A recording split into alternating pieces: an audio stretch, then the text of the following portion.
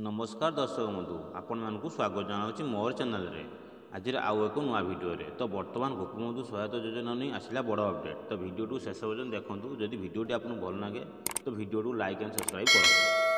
गरीब जनसाधारण अनेक योजना कार्यकारी कर सरकार। यही क्रम छात्री ये स्वतंत्र भाव में योजना कार्यकारी होती। प्रत्येक राज्य में गरीब जनसाधारण तथा पछुआ वर्ग पर अनेक योजना कार्यकारी कर एप्रति गरीब जनसाधारण सह पाठपढ़ा और ध्यान देउछन सरकार। यही योजना छात्री पाठपढ़ा खर्च उठाउछन सरकार। किंतु यही योजना विशेषकर श्रमिक झील को अधिक लाभ मिल। खाली पाठपढ़ा नुहे झीर बहुत खर्च बहन करेंगे सरकार।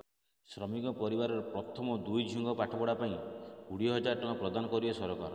यही सहायता पाइबापी केतेक निर्दिष्ट मानदंड रही।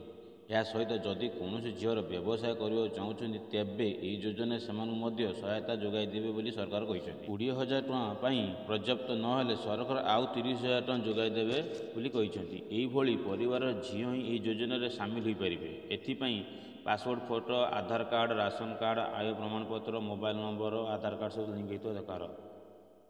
तेणु आपड़ जदि गोपबंधु सहायता योजना एप्लाय करेंगे आप नियरेस्ट जनसेवा केन्द्र जाई जोगाजोग करूँ। तो केमी एप्लाय कराब तो आप डॉक्यूमेंट नहीं कि आप सेंटर जाई जोगाजोग करूँ।